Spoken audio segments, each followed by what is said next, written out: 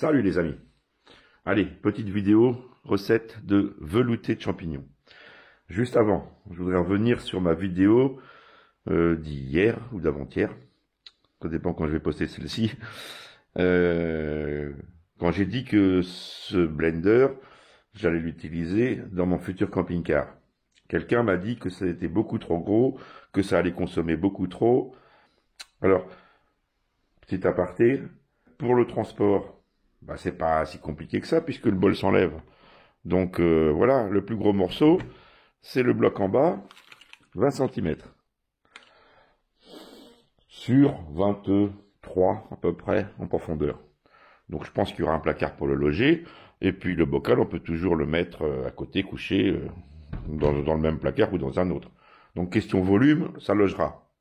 Question puissance. Dites-vous bien que même s'il est donné pour 2000 watts, on a vu avec mon petit boîtier électronique que j'ai branché sur la prise d'alimentation que la consommation maxi était de 1006-1010 watts à peu près. 1010 watts. Alors j'ai essayé, je vais vous dire franchement, je ne l'ai pas montré dans la vidéo, mais j'ai essayé avec des trucs très durs, très épais pour voir. Et je suis monté à 1100. Mais jamais j'utiliserai à 1100 watts, c'est impossible. Mais par contre, on peut monter à 1000, voilà.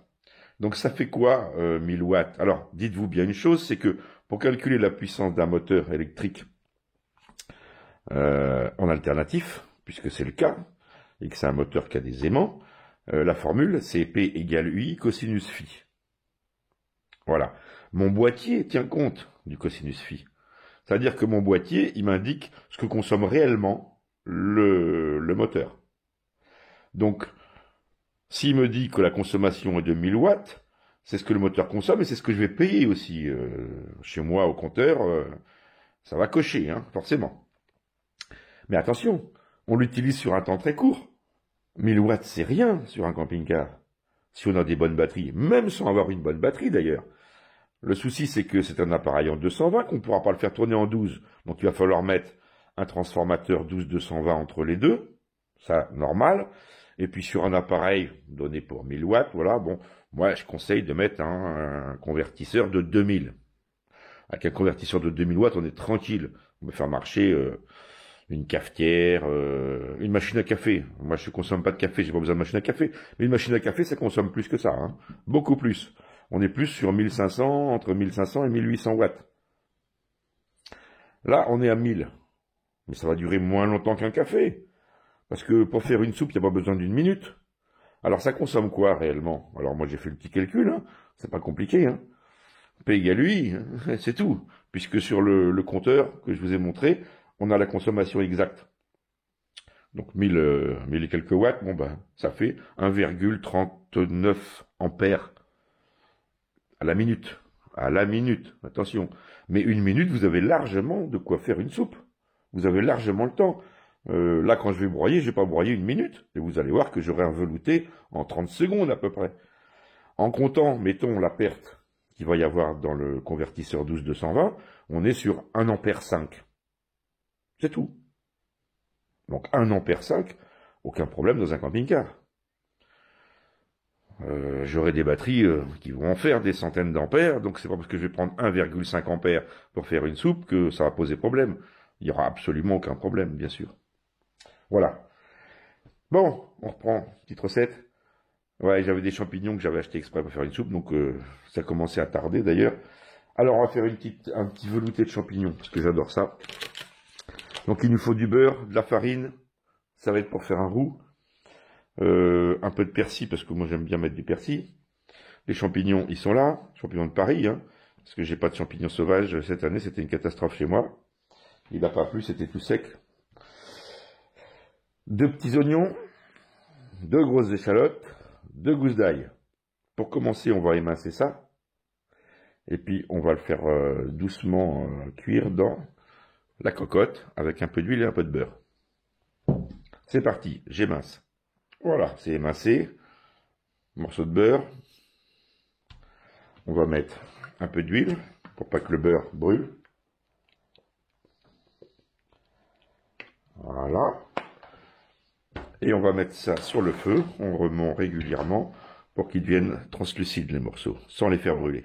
Donc là, oignon, échalote, c'est translucide, ça n'a pas accroché. Il ne faut pas que ça accroche. Si ça accroche, c'est foutu, ça change complètement le goût. Hein.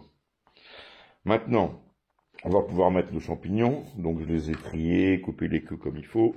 Et puis, un petit morceau grossier. Hein. De toute façon, ça va être mixé après.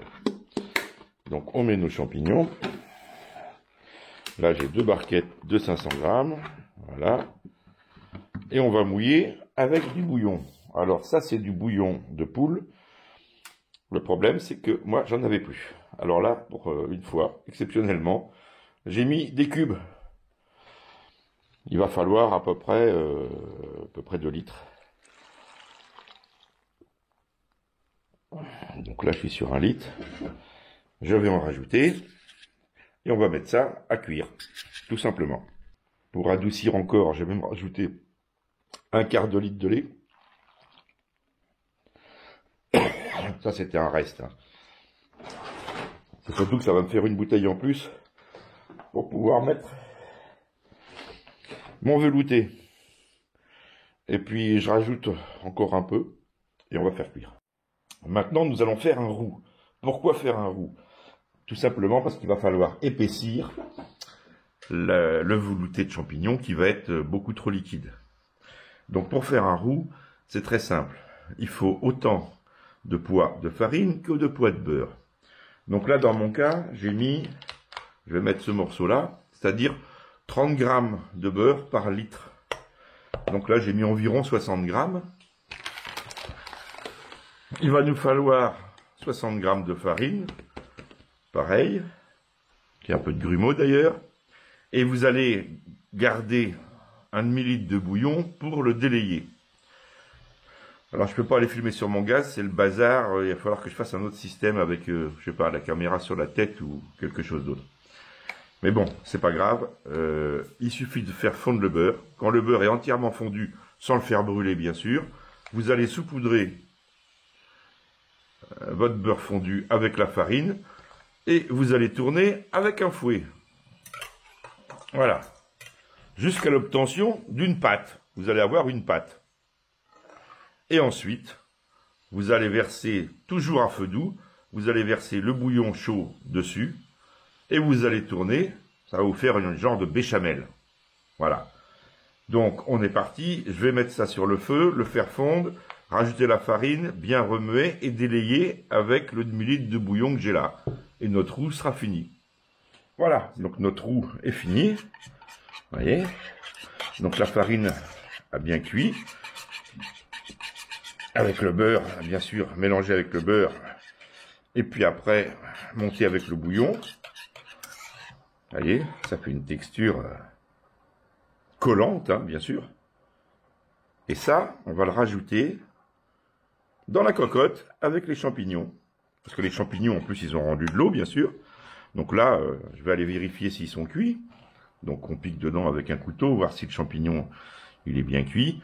Et si c'est bien cuit, j'ai juste à rajouter le roux pour que ça commence à faire quelque chose de consistant. Et puis après, on va passer au blender. Et on va rectifier les assaisonnements. Puisque quand vous mettez des bouillons cubes, ne salez jamais. Les bouillons cubes sont salés. Ça vous fait des bouillons salés. Donc, ne salez pas.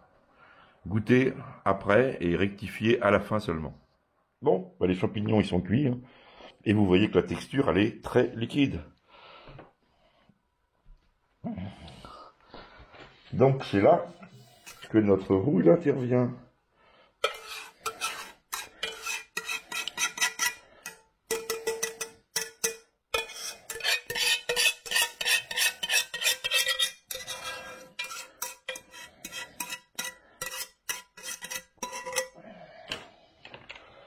Voilà, je vais aller remettre un petit peu sur le feu en tournant pour bien délayer ça.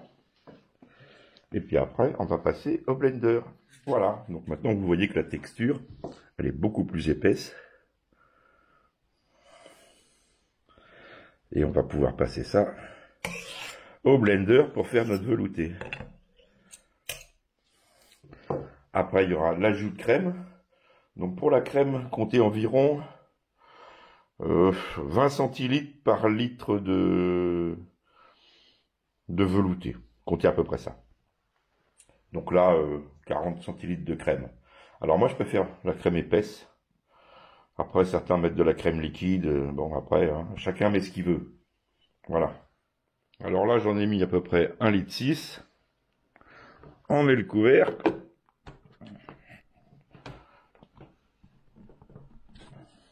Vergerner. Je mets sur 1, tout simplement.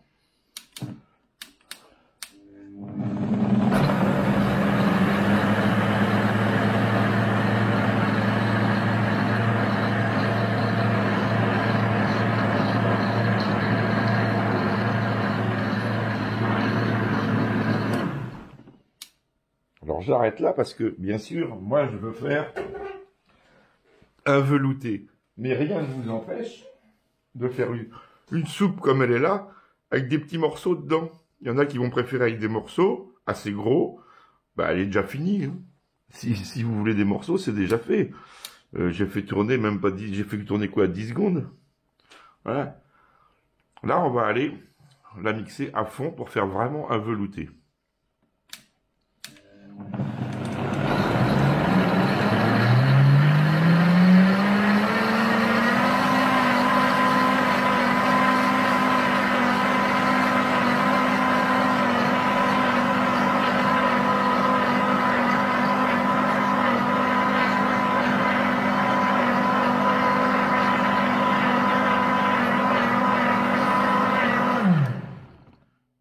Là, je ne l'ai même pas laissé 30 secondes. Et le velouté, il est déjà fait. Je vais remettre un petit coup.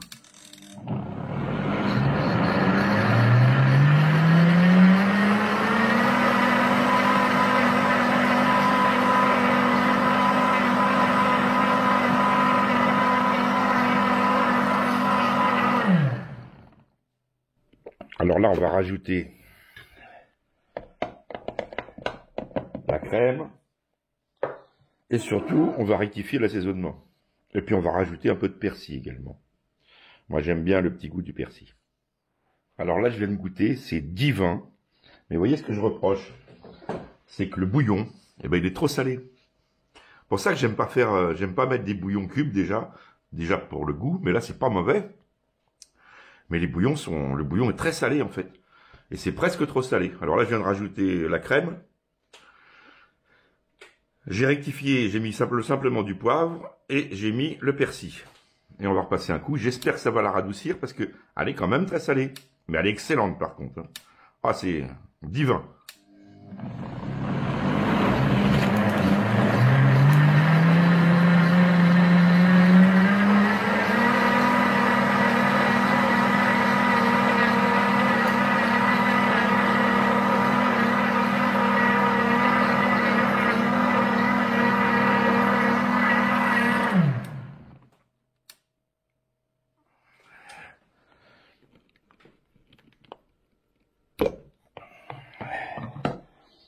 Par contre, elle est très très chaude. Hop là. Oh, ça craint plus rien, il y en a partout.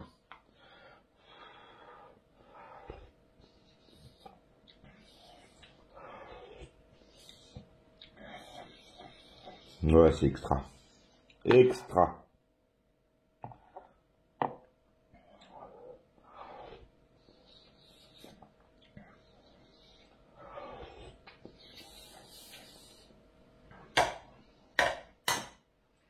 Bon, ben, c'est super. Hein. Super bon. J'aurais préféré avec un petit peu moins de sel. Mais là, j'ai vraiment pas eu le choix. C'est les bouillons cubes, tout simplement. Bon, je me referai du bouillon de volaille. C'est pas compliqué à faire. Il suffit de trouver une poule et puis de la faire cuire entière, tout simplement. Bon, ben, sur ce, à plus, les amis. Christian 59, tu peux y aller, tu peux la faire, celle-ci, c'est une bonne recette. Je t'en ferai une autre. Tu vas être surpris, mais génial, j'ai adoré. T'essaieras, tu verras, je te la referai en vidéo dans pas longtemps. Mais là, j'en ai déjà, mais j'en ai pas assez. Mais je vais en refaire, et je la mettrai en vidéo. Et c'est un truc qu'on n'y pense pas, mais c'est super bon. À plus, les amis.